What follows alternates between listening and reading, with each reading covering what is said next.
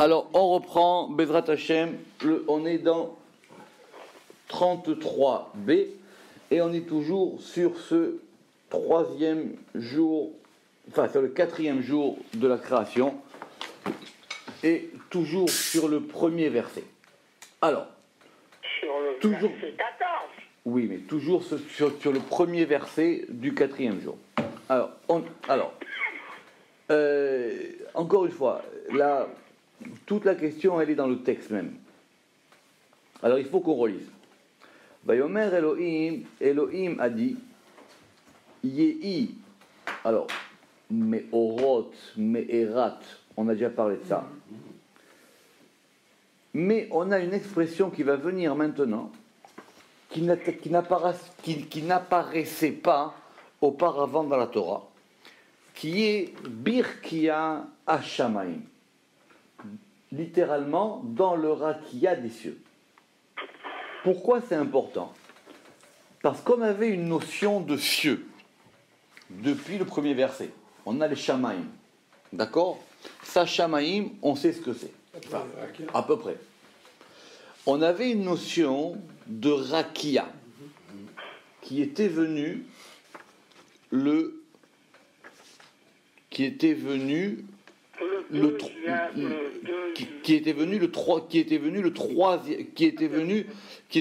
deuxième jour. D'accord. Et maintenant, on a une notion de Rakia Hashamaim. Alors déjà, c'est là que les mauvaises traductions de la Torah s'effondrent. Parce que si on traduit Rakia par cieux, on ne peut pas dire dans les cieux des cieux. Tu l'avais traduit l'étendue. C'est pour ça qu'effectivement, les bonnes traductions pour Rakia, il y a soit effectivement... c'est vrai que Rakia, alors, Rakia, bon, on répète, c'est une étendue, c'est un déploiement. Méchonique, il traduit par un déploiement, c'est bien, c'est une bonne traduction. C'est simplement que déploiement, comme c'est aussi Itpashtuta, les Itpachet en araméen, donc on ne peut pas mélanger les deux, mais c'est ça l'idée. Mais en tout cas, c'est vrai qu'en général, si on dit dans le déploiement, on ne comprend pas. Donc c'est forcément le déploiement céleste. Mais la notion de Rakia n'est pas la même que celle de Shamaim. Donc la question qu'on va avoir aujourd'hui, c'est de comprendre c'est quoi ce Rakia Shamaim. Est-ce qu'il y a un Rakia qui n'est pas dans les cieux? Et est-ce qu'il y a des cieux sans Rakia? Puisqu'il a dit qu'il a mis dans l'étendue des cieux. Je répète, Vayomer Elohim Yehi Me'orot Birkia Shamaim, qu'il y ait alors des luminaires, bon on va voir évidemment, dans l'étendue des cieux. Et la suite, les Abdil Beliam Oven Achocher, et pour distinguer entre le jour et entre la nuit. Ça, c'est la première question. La deuxième question, c'est que je vous rappelle qu'on est au quatrième jour, d'accord?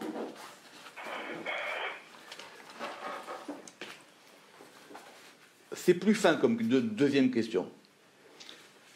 Si par exemple, à propos du Rakia, il y a eu d'abord une parole, Vayomer Elohim Yehi Rakia, et après il y a marqué Vayas Elohim et Rakia. Donc, d'abord il a dit, et après il l'a fait. D'accord? Bon, donc il y a une parole qui va donner la chose, et après il y a l'action qui vient. Bien que nous, on aurait quand même pu entendre que la parole était créatrice. Mais bon. Je pensais qu'elle déclenche l'action. Voilà, mais ici, il y a une étape en plus. Ici, il y a Vayomer Elohim Yehi Me'orot Barkia. Il a dit qu'il y ait des luminaires dans les cieux. Vaya'as et Shnei Me'orot. Il a fait les deux Me'orot. Et après, il les a posés dans le Rakia Shamaim. Donc il y a trois étapes. Il a dit, il a posé. Question de base, alors, quand il a fait, il les a fait en dehors de l'endroit où il a posé. Forcément. Je reprends. Quand il faut rester près du texte. Quand il a dit au départ pour la lumière. Pour la lumière, c'était simple. Pour la lumière, il a dit qu'il y ait lumière et il y a eu de la lumière. Il dit, il n'y a pas marqué qu'il a dit qu'il y ait de la lumière et après il a fait la lumière et après il a installé la lumière. Il a dit et immédiatement ça a été fait. Quand on est passé au Rakia, d'abord il y a marqué Vayomer Elohim le second jour, Yehi Rakia, et après Vayas Elohim et Rakia. Donc il a dit, après il a fait. D'accord. N'oubliez pas que nous, quand on va compter les paroles, les Vayomer, on va en compter 10, on ne compte pas les Vayas. D'accord. Mais maintenant, quand on est dans cette histoire de Rakia, on a, je répète, Vayomer Elohim, Yehi Meorot, qu'il y ait des Meorot, c'est de ça dont on parle, qu'il y ait donc des luminaires. Après, Vayas Elohim, il a fait les 2 Meorot, et après il les a posés dans le Rakia Shamaim. D'accord? Donc c'est ça les questions qu'on va avoir dans tout ce passage du Zohar. Donc vous allez nous expliquer où il les a fait. Je ne vais pas essayer d'expliquer, je vais essayer de comprendre ce que le Zohar nous dit. Le reste, j'en sais pas plus, mais on va essayer de comprendre ça. Alors, ce qui est bien par contre dans ce texte, c'est qu'on a plusieurs avis. Donc comme on a plusieurs personnages, enfin plusieurs maîtres qui parlent du Zohar, donc il faut qu'on comprenne chacun quel est l'avis de chacun. D'accord? Alors, Meorot Traser. Ça, on le sait que Meorot, c'est écrit de façon défective. Oui. D'accord, Meorot Traser, c'est écrit de façon défective. D'accord. Donc, c'est écrit de façon défective. Oui. Birkia Hashamaim. Mais tout de suite, on reprend là où on s'était arrêté la dernière fois. Mais ça, on le sait. C'est que le but de tout ça, c'était, on avait dit, Léahir à la Haaretz, c'est-à-dire pour éclairer la terre. Autrement dit, on a contracté le verset 14 et le verset 17. Parce que Vayomer Elohim Yi Meorot Traser, c'est au verset 14, et Léahir à la Haaretz, c'est au verset 17. Tracter les deux choses. Autrement dit, n'oublions pas le but. Le but de tout ça, c'est d'éclairer la terre. Et on veut comprendre, ça veut dire quoi, éclairer la terre. Je vous rappelle que la dernière fois, on avait dit que malgré tout ce qu'on a vu, cette histoire, et on va revenir dessus, Lamed et les démons et tout ce qui va arriver, le but, c'est que quand même, on veut éclairer la terre. Les haïr à la arrête pour éclairer sur la terre. Donc ici, on a la question ensemble. Donc on relit Yimeorot Traser, Birkia Shamaim, les haïr à la arrête. Premier avis, Rabbi Chizkia. Rabbi Chizkia Amar, Meorot, de Sharia B, Tukfa de Dine, Kelita de Dina. De Dina, Tukfa de Dina, Kelita de Dina. Premier avis, ça tient une ligne. Il a dit, c'est quoi ce Meorot écrit de façon chasser? Ça veut dire que des Sharia B Tukfa, ça veut dire qu'en lui demeure ou réside de la puissance ou de la force. C'est-à-dire qu'il y a du din. Pardon, des Sharia B Tukfa des dina, qu'il y a en lui la puissance de la rigueur. Klita, c'est comme en hébreu moderne, c'est le rassemblement. D'accord, Merkaski, ou l'absorption. D'accord, ou l'absorption. Et je vous rappelle qu'en hébreu moderne, ça a donné quoi? Vous vous rappelez, Klita, c'est quoi les aklites? Enregistré. Ah oui. Alors, ce qui est intéressant de voir, c'est que le monsieur qui parle ici s'appelle Rabbi Chizkia et son nom veut dire la force. La force, oui. Mais les aklites en hébreu moderne, c'est enregistré. D'accord? Donc, alors, c'est compliqué dans le Ramak, parce que le Ramak, il dit que ça dépend comment est-ce qu'on entend ce terme de Me'era, Me'erat, qu'est-ce qu'il veut dire. Mais en tout cas, il veut dire ici que cette notion de Me'era, c'est qu'il y a une force de rigueur qui va être mise dans cette chose-là. Ok, on prend les avis tels qu'ils sont. Ok. Donc pour lui, ça veut dire que c'est lié à du din. D'accord? Alors la question, on va aller doucement. Si c'est comme ça, ça veut dire qu'on a mis du din dans un degré qui s'appelle Rakia, dans un degré qui est lui-même dans Shamaim. Ok. Deuxième avis. Rabbi Yossé Amar, Yehi Meorot Letata, Quand on a dit Meorot, il faut entendre évidemment dans Meherat, à savoir qu'il y ait une diminution, une perte, voire même une mauvaise nouvelle en bas. En bas. Donc, pour lui, Rakia Hashamaim, c'est pas en haut, c'est en bas. On veut comprendre c'est où ce niveau. C'est où ce niveau de Rakia Hashamaim? Ça se passe où? Nous, d'après le pshat, on a dit ok, très bien, alors il a pris la lune et le soleil et il les a accrochés. C'est ça, d'après le pshat. On prend, il a pris la lune et le soleil, il a mis un clou et il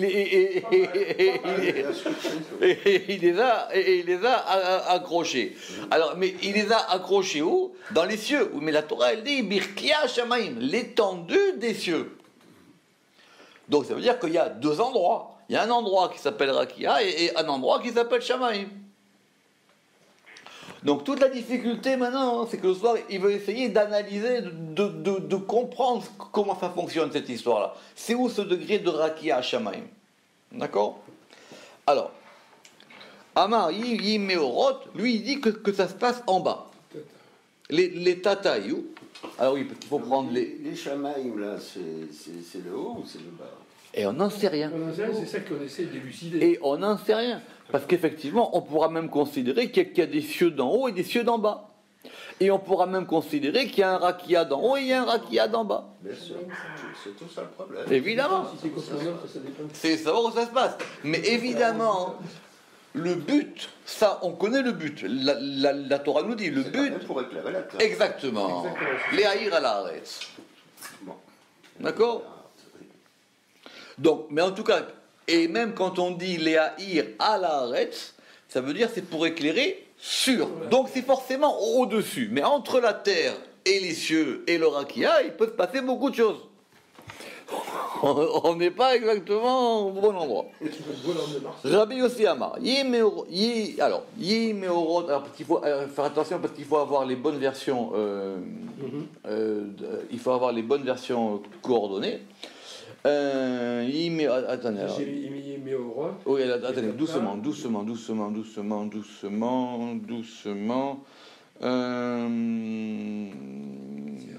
Ok. Alors, Rabbi Yossi Omer, Yimeorot les tata, II, et ça, II, alors que le Ramak c'est II, alors c'est ça, alors c'est très bien. Alors, il dit, II Seara, ça, le Ramak il n'a pas. C'est quoi Siara? C'est la lune. Ah, c'est un des noms de la lune. Oui. Siara. Ouais. Siara, c'est la lune. Donc, c'est la lune des Betalia Askara, parce que, alors, soit, parce que, alors, des bas, que c'est un féminin, parce que d'elle dépend cette fameuse maladie, vous vous rappelez, on avait dit que c'était la diphtérie ou... C'est moderne la diphtérie, ils ne connaissaient pas la diphtérie. Oh, en tout cas, s'ils ne connaissaient pas la diphtérie, s'ils ne connaissaient pas le nom, ils savaient que... Il l'avait. Il l'avait, c'est pas une maladie moderne. D'accord. Hein? Bah, c'est des petits C'est un peu microbes. bizarre. Comment il a traduit lui? Diphtérie. C'est ça, oui. Attaché à la diphtérie. Oui, oui. Des Betalia Askara, les rabayés Alma pour les petits... Les ravi Alma, c'est-à-dire pour les petits... Pour les petits enfants. Pour les petits... Pour les petits du monde. C'est intéressant parce que pourquoi est-ce qu'il dit que donc du coup, on est en train de... Parce que quand on dit Yimeorot, nous on avait dit il y a quelque chose qui est pas bien dans cette histoire, et cette chose-là, elle va être liée à la lune. Alors c'est vrai que dans cette version-là du Zohar, le fait de rajouter la lune, ça précise. D'accord? Parce qu'on ne voit pas finalement le rapport du soleil dans cette affaire. Parce que les Meorot, ça décline les deux. D'accord? Begin, pourquoi? Parce que Begin Dei, parce que Ubatalia Meorot, c'est ça, donc ça c'est effectivement Dei Neora Zuta ou Zutra, parce que c'est une. Il y a les deux, j'ai les deux versions. Il y a deux versions, d'accord. Alors Begin Dei Neora Zutra ou Zuta. Zutra, ça veut dire quoi? Zutra, le petit. D'accord? Zutra, c'est le petit. Ou aussi Zuta, on dit les deux. parce qu'elle est la petite.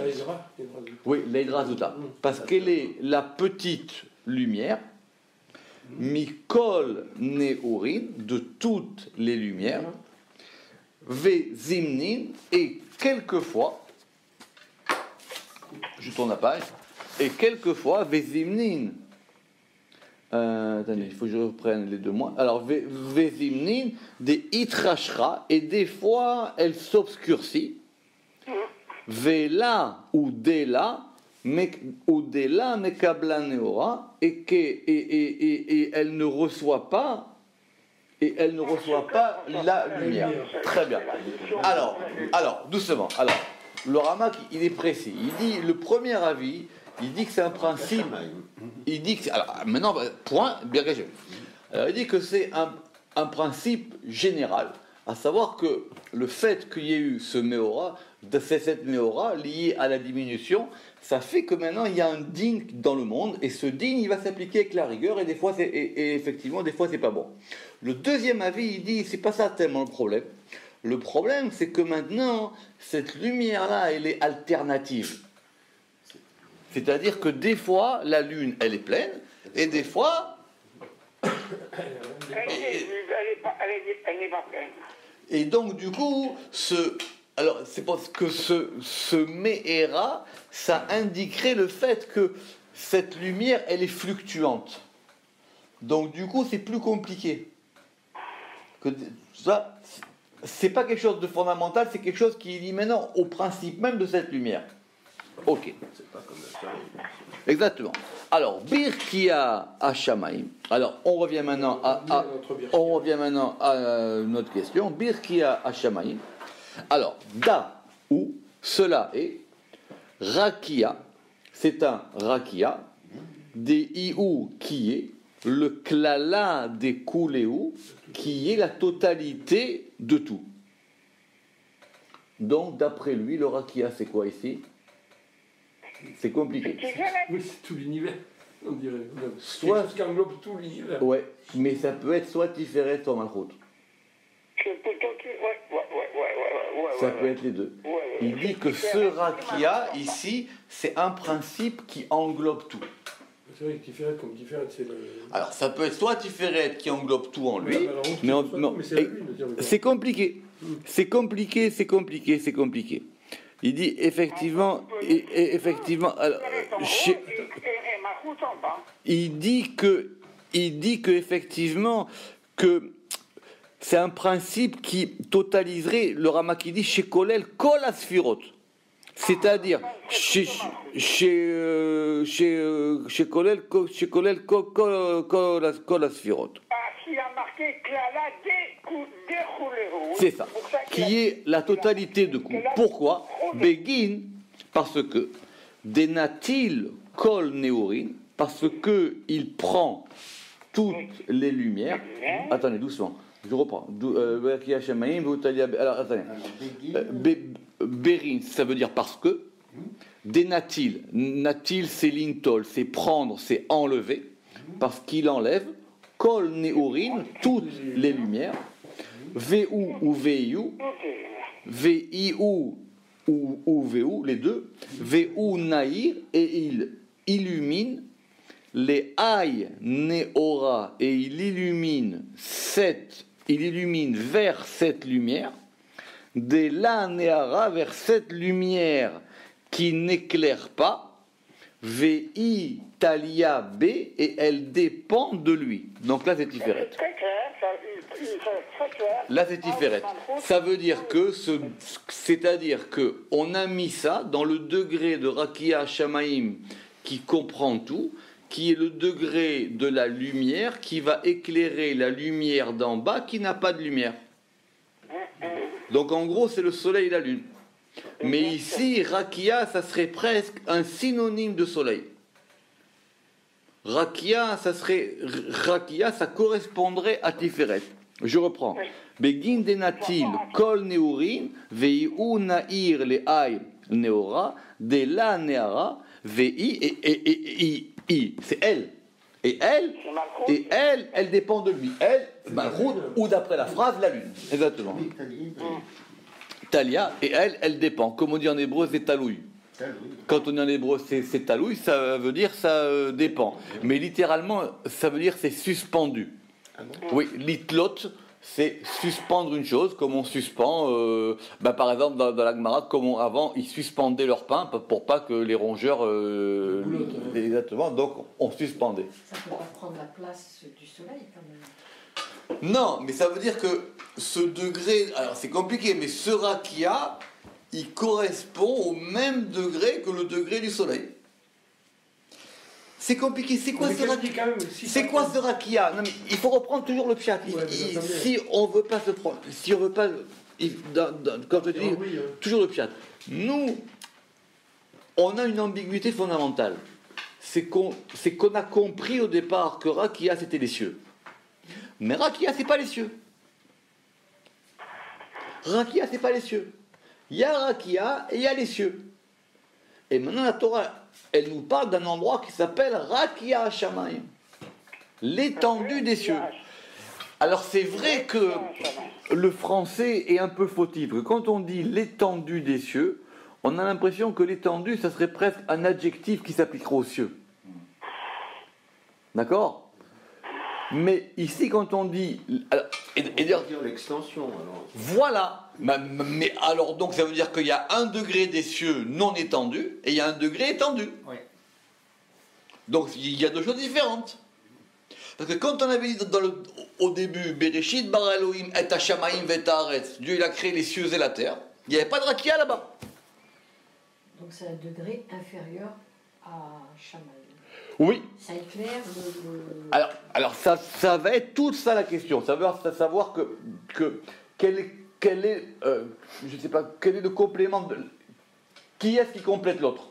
Est-ce que c'est Rakia qui complète les cieux ou est-ce que c'est les cieux qui complètent le Rakia? D'ailleurs, vous allez voir qu'on va dire des très belles choses justement pour vous. Vous pourrez leur dire sur la différence qu'il y a entre Eretz et Israël. Mais c'est tout de suite, c'est dans deux phrases. Rabbi Yitzhak Amar. Maintenant, troisième avis, Rabbi Yitzhak. D'accord? Troisième avis, on reprend. Troisième avis, Rabbi Yitzhak. Attendez, alors, ok. Attendez, doucement. Baskara, ou Bemelara, Berekia Shamaim, Berekia Duklou, oui, mais alors, Begin, Denatil, Kol Neorin, Veu Nair, le Aïn Neora, Dela Neara. Entre parenthèses, Italia B, et elle dépend de lui. Alors, ça, c'est pas dans la version du Ramak. Alors, et on a un deuxième Begin. Pourquoi Begin de Idabakba? Parce que a collé, parce que a adhéré à lui. A ou Meera, cette Meera. Donc, c'est-à-dire Meera ici, maintenant, il y en a qu'un, c'est ce degré manquant. Ou B Talian Betata, et de lui dépendent en bas. Kol inun zainin, et de lui dépendent en bas toutes. Alors le Ramak, il n'a pas du tout la même version, hein, d'accord? Donc lui, ça reviendra plus tard, ça. Et de lui dépendent toutes ces. Alors, zainin, ce sont les espèces. Ces espèces autres. Begin zeiru deneura, à cause de la petitesse de la lumière. Ça, c'était la fin de la parenthèse. Ça veut dire que c'est à ce degré-là que va s'appliquer maintenant toutes les choses qui sont pas bien. Parce que tout le problème est que voilà, c'est que comme ce flux de lumière, il est mouvant. Oui, c'est oscillatoire. Il est oscillatoire. C'est là que va s'immiscer toutes les choses qui sont pas bonnes. Ok. Rabbi Yitzhak Amar. Troisième avis, Rabbi Yitzhak Amar. Rabbi Yitzhak, il a dit. Amar. Alors, soit on a Ve'afilou, soit on a Ve'afik. Moi j'ai Ve'afik. Oui, mais vous savez d'où ça vient? Mais d'où ça vient ça? Non, mais d'où ça vient concrètement? Ça vient d'un scribe. Le scribe, il a écrit Aleph Peyoud. Comme il a écrit Aleph Peyoud, normalement Aleph Peyoud, c'est l'abréviation de Afilou. Ah oui, d'accord. Mais ça peut être aussi, ce qui est beaucoup plus rare d'ailleurs, ça peut être aussi l'abréviation de Afik. Alors si on dit Ve'afilou, ça veut dire et même, Et si on dit Ve'afik, ça veut dire il a fait sortir. Sortir, oui. C'est plus logique de dire Ve'afik que Ve'afilou. Parce que qu'est-ce que vient faire Ve'afilou tout d'un coup? Alors, oui, mais si c'est écrit Aleph Peyoud, normalement, Aleph Peyoud, Logiquement, c'est l'abréviation de Afilou. C'est de dire Ve'afik à Erekia. Alors, soit on dit et Ve'afilou, soit on dit et il a fait sortir, Aï Rakia, il a fait sortir ce Rakia, de la Naïr, ce Rakia qui n'éclaire pas. Donc ici, Mamash, c'est Malchut. Ici, Rakia, Mamash, c'est Malchut. Parce qu'on ne peut pas dire que on peut pas dire que ce soit différent. C'est Alors, la différence entre le précédent et la... c'est ça. Aï Rakia de la Naïr, Rakia Hashamaim. Alors si c'est comme ça, question de grammaire. Alors doucement, si c'est comme ça, question de grammaire, ça veut dire quoi? Rekia Hashamaim. Parce que lui, il est en train de dire que Rekia Hashamaim, ça veut dire littéralement la malchoute de Tiferet. Ça veut dire le Rekia des cieux. C'est ça. Alors, et on va faire de la belle grammaire. Rekia Hashamaim, Karinanle, on l'appelle, alors pourquoi on l'appelle ça? Comme quand on dit Eretz Achaim. Quand on dit Eretz Achaim, la terre des vies, c'est la terre qui provient des vies ou c'est la terre qui donne les vies? C'est la terre qui les donne. Eh oui, mais ici ça veut dire c'est la terre qui provient du niveau des vies. C'est ça la terre des vies. C'est comme ça qu'il explique Rekia Shamaim. Non, c'est la terre. Je comprends pas. C'est tout à fait... Quand vous avez, mais même en français, tout à fait logique. quand vous avez une smichout comme ça, Oui. lui il dit Rekia Shamaim, nous on avait entendu que c'était une extension des cieux. Oui. Donc les cieux, c'est Tiferet, on va dire, et l'extension des cieux, c'est une extension de ces cieux-là. D'accord. D'accord? Quand on dit l'étendue des cieux. D'accord. Oui. Maintenant, il dit non, ce rakia, c'est un degré qui n'éclaire pas. Donc, Attention, si c'est un degré qui n'éclaire pas, comment tu peux me mettre je sais pas comment dire en français, comment ça s'appelle Complément de nom, c'est en complément de nom, Rekia Shamaim, ce sont deux termes qui peuvent pas aller ensemble. un génitif. Quoi. Très bien. Alors il dit, c'est le même exemple que quand on dit Eretz Achaim.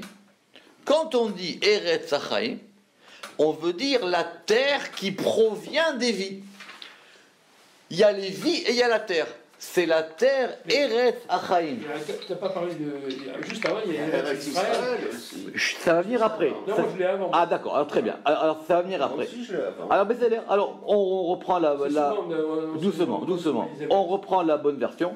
Vekarinanle, Malchut Shamaim. Et donc il va donner trois exemples. Et on l'appelle Malchut Shamaim, Eretz Israël, Eretz Achaim. Voilà. Et donc ces trois exemples, Oui. il faut les analyser. Alors, on prend dans son exemple à lui. Quand on dit Malchut Shamaim, quand on dit la royauté des cieux, ça veut dire quoi? C'est la royauté qui provient des cieux.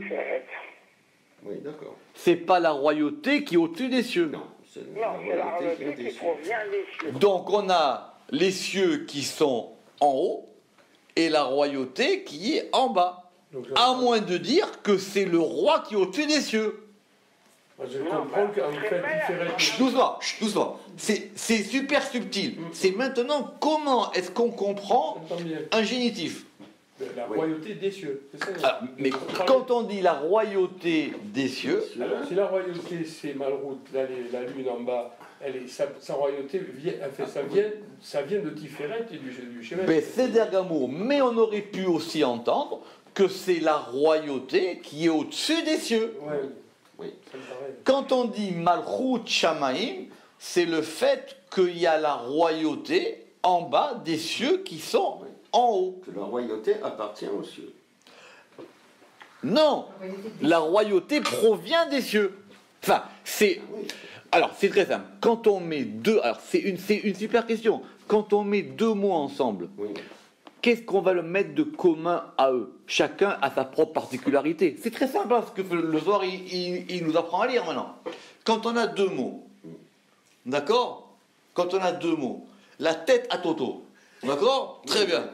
Enfin, si c'est un génitif, il y en a un qui appartient à l'autre. Mais lequel appartient à l'autre? Eh ben, Ah. c'est le génitif qui appartient au nominatif.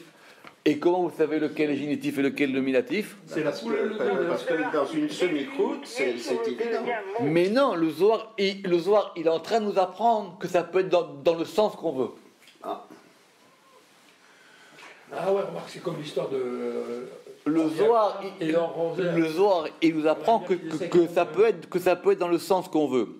Si on dit Rakia Shamaim, effectivement, on peut dire que c'est l'étendue des cieux. Même à la limite, on pourrait considérer que Rakia, il est au-dessus de Shamaim. C'est l'étendue des cieux.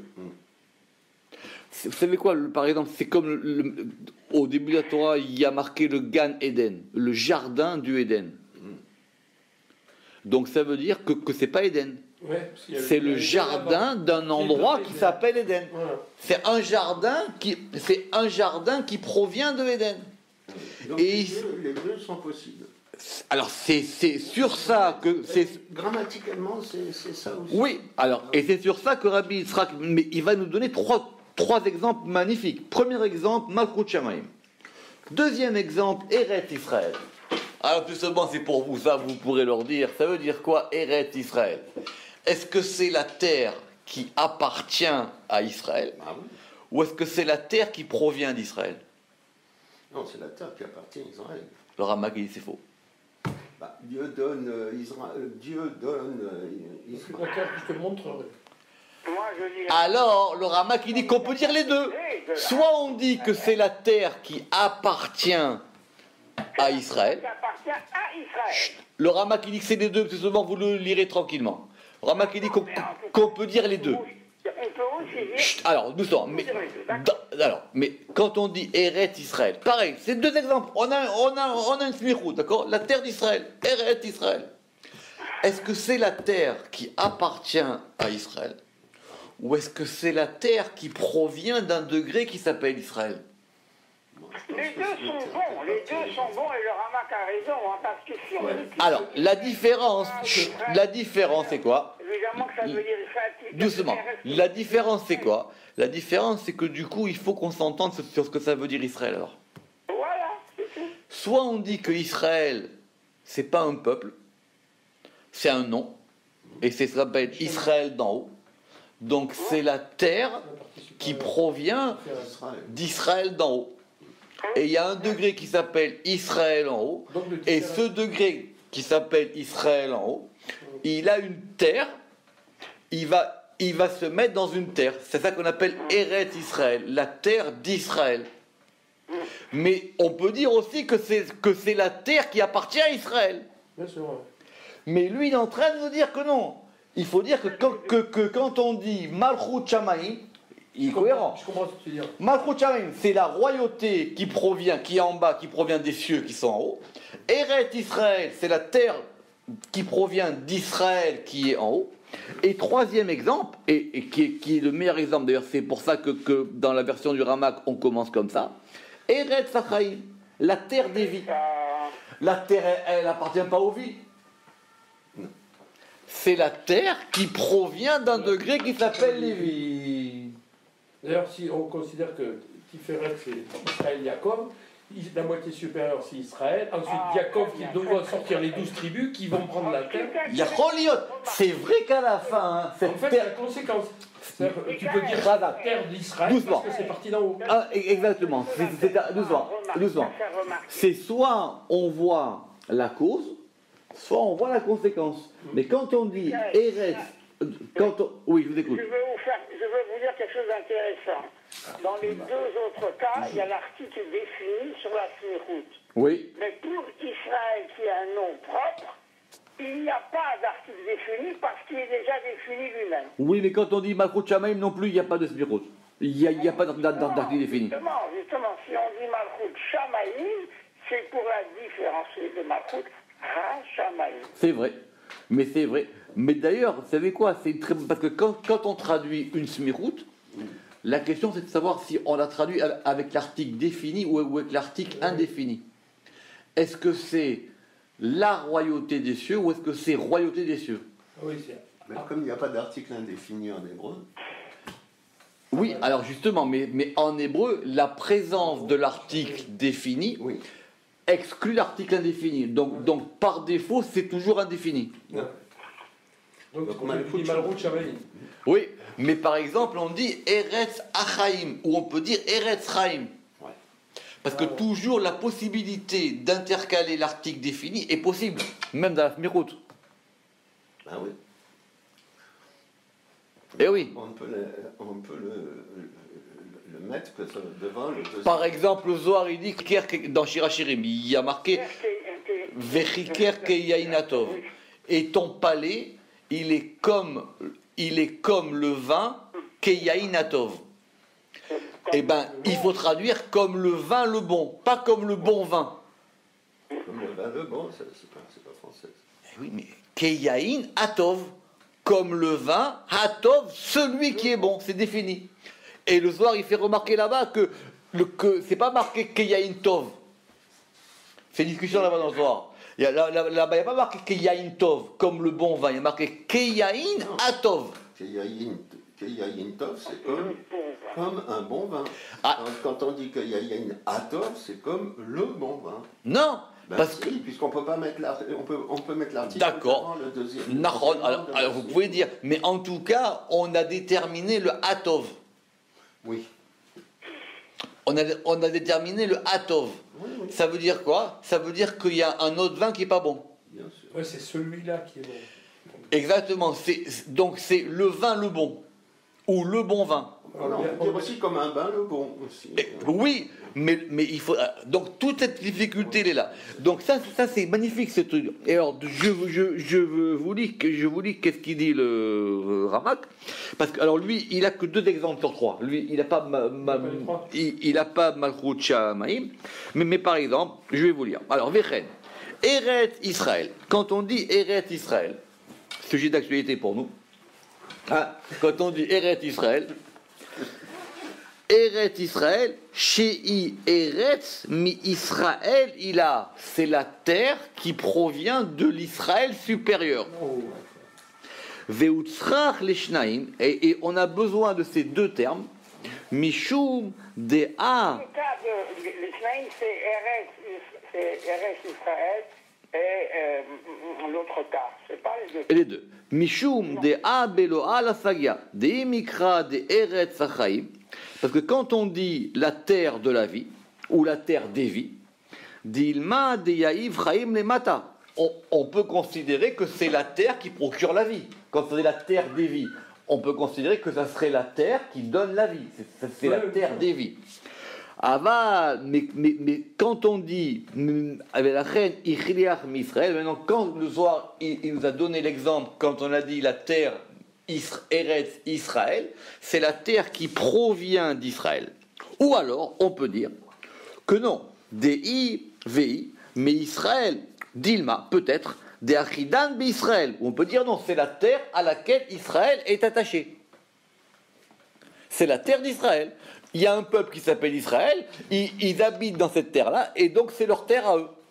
D'ailleurs, j'ai lu un très beau truc, ça veut dire qu'à Aretz, on peut leur dire qu'un irotse, c'est-à-dire je désire, c'est la terre que je désire aussi. Oui, mais, C'est beau ça. mais quand on dit Eretz Israël, et c'est complètement. Vous comprenez cette question métaphysique? Quand on dit la terre d'Israël, est-ce que c'est un peuple qui s'appelle Israël, et ils ont une terre, ça s'appelle Eretz Israël, ou on dit non, il y a un degré qui s'appelle Israël, et ce degré qui s'appelle Israël, il est lié à une. Enfin, il y a une terre en bas qui est liée à un degré qui s'appelle Israël. Donc Israël, il est en haut. Et la terre, elle est en bas. Tout à fait. Mais moi, j'ai jamais oublié le cours que nous avait fait sur la structure de Tiferet. Exactement.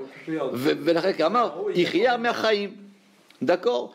Donc, et donc, quand on te dit, et donc, quand on dit maintenant Eretz Israël, c'est-à-dire c'est la terre, Eretz l'Israël, donc c'est la terre pour Israël, et c'est elle qui leur donne la vie. Donc ça, c'est la vie. Donc ça c'est extraordinaire ce qu'il nous dit Rabbi Yitzhak. On reprend. Pour ça, tu prends l'exemple de Eretz Achayim, Lui, il a 3 exemples. לארץ החיים, בוודאי הנתחתה על דנהרה מלעיל יתעמרו. Alors doucement, parce qu'on n'est pas encore là encore. Alors, ok. Vekarinanle, et on l'appelle Malchut Shamaim, ça c'est notre version. Ve'eretz Israël, ve'eretz Achaim. Donc lui, quand on dit Rakia à Shamaim, ça veut dire c'est l'étendue qui provient des cieux. Donc Rakia c'est Malchut et Shamaim c'est Tiferet. C'est vrai que quand on fait la Smichut, on dit les deux. Mais il dit non, on peut dire qu'un sur les deux ici, il veut dire. C'est vrai que c'est les deux. Quand on dit la terre des vies, est-ce que c'est la terre qui apporte les vies ou est-ce que c'est la terre qui provient des vies? C'est les vies. Achaïm, oui. Oui. La terre, les vies, il faudrait presque traduire. La terre, les vies. La terre des vies. Comme quand on dit Gan Eden, quand on dit le jardin d'Éden, c'est le jardin d'un endroit qui s'appelle Éden. Donc Éden, il est en haut et le jardin, il est en bas. Et pourtant, là-bas, il n'y a pas l'article défini. Nahon, c'est une bonne question, mais quand il y a l'article défini, ça renforce plus. C'est pire. Quand il y a l'article défini, ça c'est pointe pire. vraiment. Oui, c'est pire, évidemment, enfin, ça renforce plus l'histoire. Je continue dans Rabbi Yitzhak. Ok. Alors, attendez, doucement. Donc, on a dit les Malchut Shamaim, Ve'eret Israël, Ve'eret Achaim. Ok. Eret Israël, Ve'eret Achaim. Karin Lanle, Eret Achaim, Eret Israël. Ok. Hashamaim, donc Hashamaim, ou de la Naïr. Alors, justement, c'est vrai. Hashamaim, donc il est. Alors, la version du Ramak est plus compliquée, mais celle que vous avez est plus simple. Hashamaim, c'est Iou, des Naïr, c'est lui qui éclaire le Rakia. C'est pas juste maintenant. Oui, toi tu as Hashamaim Iou, entre parenthèses, des Naïr, Aïrakia. Elle est la Rakia. Non, Aïrakia. Ouais. C'est-à-dire que ce sont les cieux qui éclairent ce rakia. Donc on a le rakia en bas qui est éclairé par les cieux qui sont au-dessus. On va terminer avec ça. Ce qu'on va voir après pour comprendre cette histoire, la prochaine fois, Bezrat Hashem. Baruch Adonai Leolam. Amen ve Amen. Chazak, chazak.